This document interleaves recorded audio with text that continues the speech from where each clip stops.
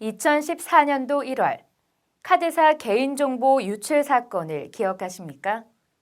검찰은 K사, L사, N사 등에서 약 1억 400만 건의 고객정보 유출을 발표하였고 해당 카드사의 CEO가 직접 대국민 사과를 하였으며 해당 카드 3사와 용역업체 사장은 일괄 사퇴까지 하는 상황이 발생되었는데요. 개인정보 유출 사고가 해당 기업에 미친 영향은 매우 컸습니다. 정보가 유출된 카드사는 3개월 영업정지와 함께 엄청난 사고 수습 비용이 발생했고 지금도 여전히 소송이 진행 중입니다. 사고가 발생한 카드사는 재발급 비용, 영업정지에 따른 손실 비용, 사고 수습 비용, 카드 회원 탈회 만회 비용 등이 발생해 약 5천억 원에 가까운 손실이 발생한 것으로 추정되며 개인정보 유출에 따라 신용카드의 발급수가 2013년 1분기와 지난해 1분기를 비교했을 때 17.2% 감소했습니다. 이와 같이 개인정보 유출 사고는 한 번 발생하면 해당 기관과 기업에 대한 신뢰가 떨어지고 개인은 유출된 개인정보로 인해 보이스피싱, 스팸 메일 등에 시달릴 수도 있습니다.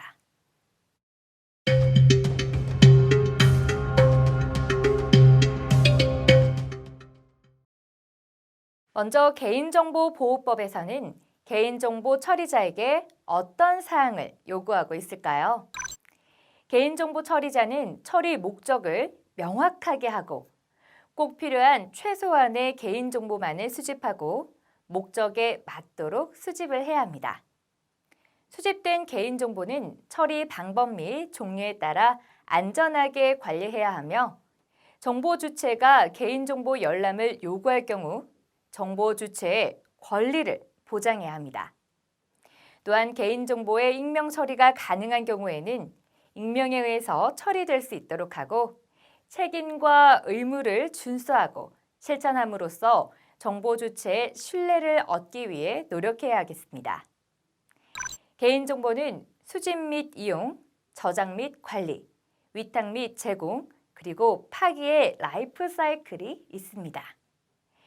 개인정보 처리자는 단계별로 유의할 사항들을 확인하여 안정성 확보 조치를 해야 하는데요.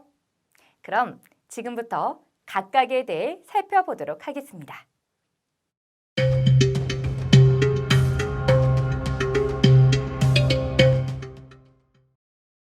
개인정보를 수집 및 이용할 때는 첫째, 개인정보 처리자는 개인정보를 수집, 이용할 수 있는 경우인가 확인하셔야 하는데요. 개인정보보호법 제15조에 해당하는 개인정보 수집, 이용이 가능한 경우를 참고하시기 바랍니다. 둘째, 개인정보 처리자는 정보 주체의 동의를 받을 때 알려야 할 사항을 체크하시기 바랍니다. 개인정보의 수집, 이용 목적, 수집하려는 개인정보의 항목, 개인정보의 보유 및 이용 기간, 동의를 거부할 권리가 있다는 사실 및 동의 거부에 따른 불이익이 있는 경우에는 그 불이익의 내용.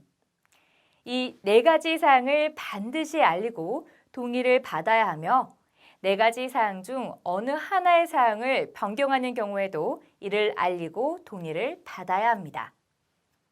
셋째, 개인정보 처리자는 개인정보를 수집할 때 최소한의 개인정보를 수집해야 하며 목적에 필요한 최소한의 개인정보를 수집하고 있다는 입증 책임을 개인정보 처리자가 부담하도록 하고 있습니다. 또한 최소한의 정보 이외 수집에 동의하지 않는다는 이유로 서비스 제공을 거부하면 안 됩니다. 넷째, 개인정보 처리자는 민감정보와 고유 식별정보 수집 시 별도 동의를 받아야 합니다.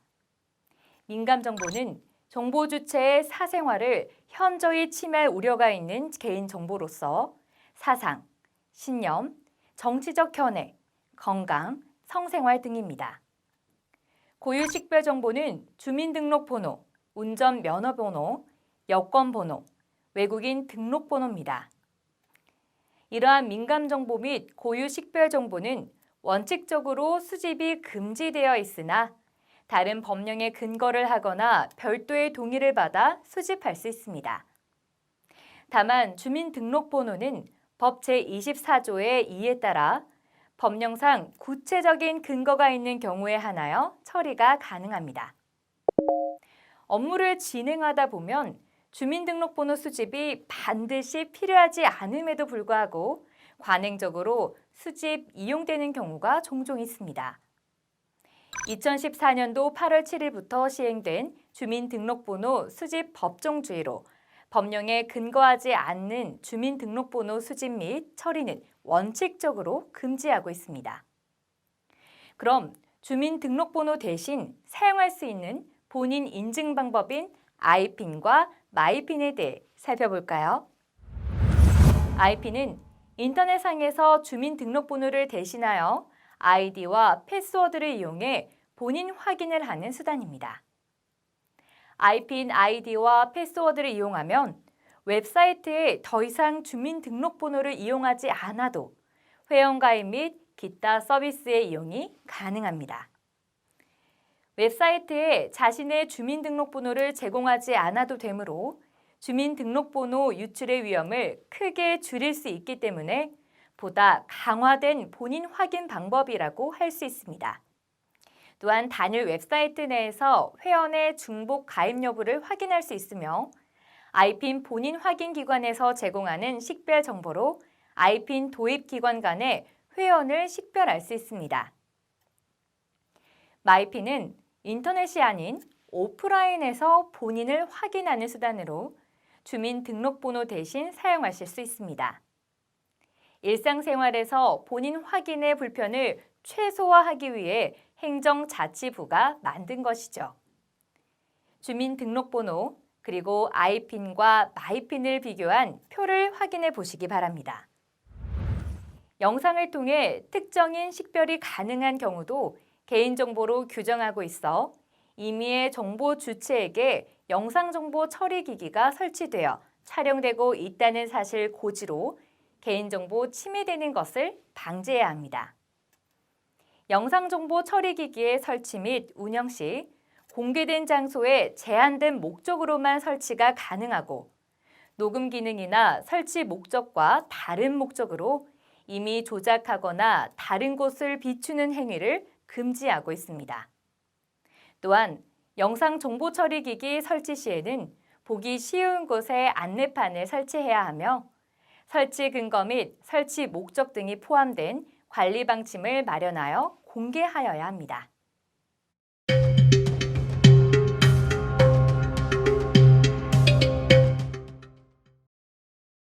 수집된 개인정보는 안전하게 저장, 관리하는 것이 중요합니다. 이를 위해 어떠한 조치가 필요할까요? 첫째, 주민등록번호는 꼭 암호화하시길 바랍니다. 개인정보를 수집 후 저장할 때 주민등록번호를 포함한 고유 식별 정보와 비밀번호, 바이오 정보 등은 정보통신망을 통해 송수신하거나 보조 저장 매체 등을 통하여 전달하는 경우에도 암호화하여야 합니다. 비밀번호를 저장하는 경우에는 복호화되지 아니하도록 일방향 암호화하여 저장하고 개인정보 처리자의 업무용 컴퓨터 또는 모바일 기기에 고유 식별 정보를 저장하여 관리하는 경우 상용 암호화 소프트웨어 또는 안전한 암호화 알고리즘을 사용하여 암호화한 후 저장하여야 합니다. 둘째, 개인정보 처리 시스템 접속 기록을 관리하시기 바랍니다. 개인정보 처리자는 다음과 같이 각각의 기록에 대해 기간별로 관리하고 점검하여야 하며 개인정보 처리자의 접속 기록이 위 변조 및 도난, 분실되지 않도록 해당 접속 기록을 안전하게 보관하여야 합니다. 셋째, 접근 통제를 적용하시기 바랍니다. 개인정보 처리 시스템에 대한 접속 권한을 IP 주소 등으로 제한하여 인가받지 않은 접근을 제한하고 개인정보 처리 시스템에 접속한 IP 주소 등을 분석하여 불법적인 개인정보 유출 시도를 탐지하시기 바랍니다. 또한 개인정보 처리자는 개인정보 취급자가 정보통신망을 통해 외부에서 개인정보 처리 시스템에 접속하려는 VPN 또는 전용성 등 안전한 접속 수단을 적용하여야 합니다. 추가적으로 개인정보 처리자는 다른 법령에 근거하여 정보 주체의 본인 확인을 위해 성명, 주민등록번호를 사용할 수 있는 경우에도 정보 주체의 추가적인 정보를 확인하여야 합니다.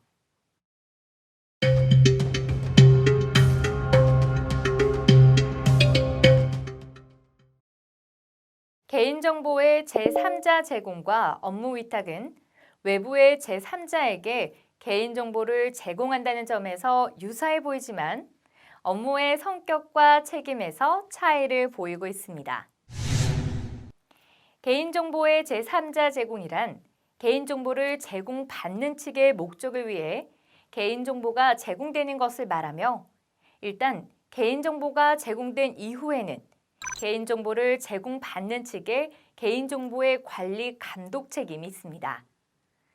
개인정보의 업무 위탁이란 개인정보를 제공하는 측의 업무 처리를 위해 개인정보가 제공되는 것이며 개인정보가 제공된 이후에도 위탁자에게 개인정보의 관리 감독 책임이 있습니다.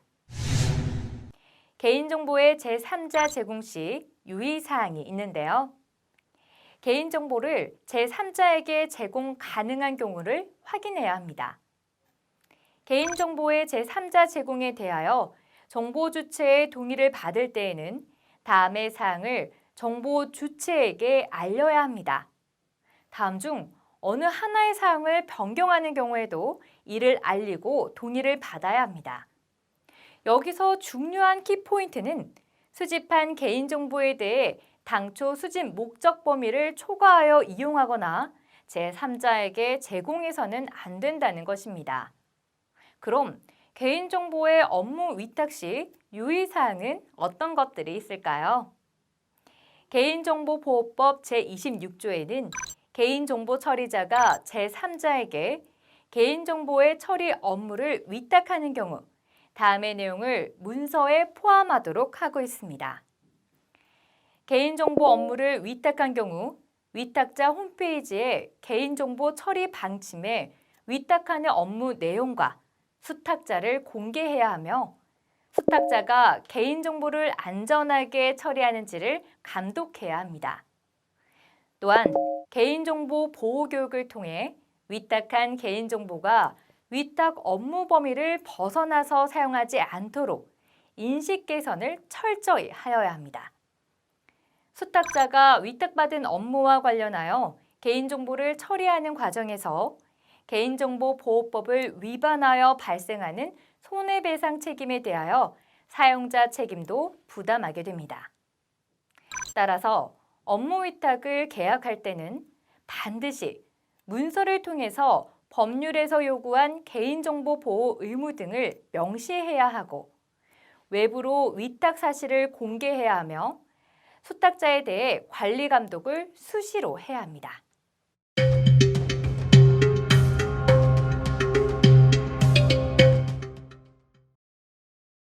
개인정보 처리자는 수집, 이용 목적 등이 달성되거나 개인정보가 불필요하게 되었을 때는 개인정보보호법 제21조에 의거하여 개인정보를 지체 없이 파기해야 합니다.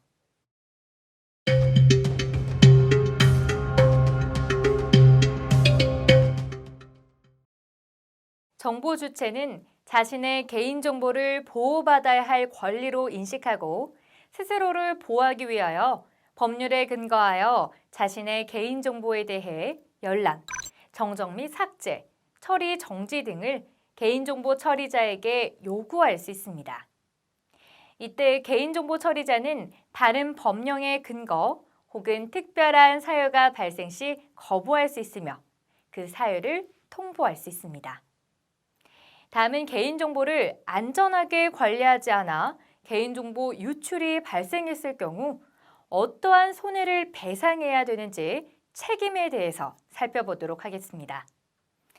개인정보 처리자가 개인정보보호법 위반 시 손해배상 책임, 과징금 부과, 벌칙을 적용하고 있습니다.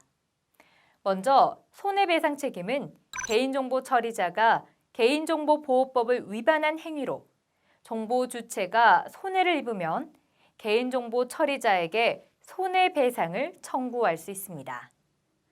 과징금 보관은 개인정보 처리자가 처리하는 주민등록번호가 분실, 도난, 유출, 변조 또는 훼손된 경우에는 5억 원 이하의 과징금을 부과하도록 하고 있습니다. 또한 벌칙 사항은 정보 주체의 동의를 받지 않고 개인정보를 제3자에게 제공하는 경우, 민감정보 및 고유 식별 정보를 위반 처리하는 경우, 부정한 목적으로 개인정보를 제공받는 경우 등에 대하여 5년 이하의 징역 또는 5천만 원 이하의 벌금을 부과하도록 하고 있습니다. 또한 개인정보보호법 일부 개정안의 주요 내용 중 징벌적 손해배상제 및 법정 손해배상제를 도입하여 개인정보 유출 등에 따른 피해 구제를 강화하였는데요. 첫째, 개인정보 처리자의 고의 또는 중대한 과실로 인하여 정보 주체에게 손해 발생 시 손해배상 책임을 지도록 합니다. 둘째, 정보 주체는 개인정보 처리자의 고의 또는 과실로 인하여 개인정보가 분실, 도난, 유출, 위조, 변조 또는 훼손된 경우에는 300만 원 이하의 범위에 상당하는 금액을 손해액으로 하여 배상을 청구할 수 있습니다. 따라서 기관 및 기업 등은 사고 발생 시 막대한 경제적인 손실을 감당해야 합니다. 셋째, 부정한 수단이나 방법으로 취득한 개인정보를 영리 또는 부정한 목적으로 제3자에게 제공한 자에게 10년 이하의 징역 또는 1억 원 이하의 벌금에 처하도록 하고 개인정보 불법 유통 등으로 인한 범죄 수익은 몰수, 추징할 수 있도록 하는 등 제재 수준을 강화하였습니다. 개인정보 보호 종합지원 포털을 통해 개인정보 보호 관련 다양한 자료를 활용하실 수 있으니 참고하시기 바랍니다. 지금까지 개인정보 처리자가 개인정보의 수집 및 이용, 저장 및 관리, 위탁 및 제공, 파기 등 라이프 사이클 관점에서 유의할 사항이 무엇인지 확인하고 개인정보의 안전성 확보 조치 방법에 대해 살펴보았습니다. 개인정보 유출 사고는 본인뿐만 아니라 본인이 속한 기업과 국가에 막대한 사회적 경제적 손실을 입힐 수도 있다는 점을 잊지 말아야 합니다. 무엇보다 중요한 것은 개인정보를 처리하는 공공기관과 기업이 개인정보보호법에서 요구하는 원칙과 기준을 반드시 준수해야 한다는 것입니다. 개인정보 보호의 열쇠, 내 손에 있습니다.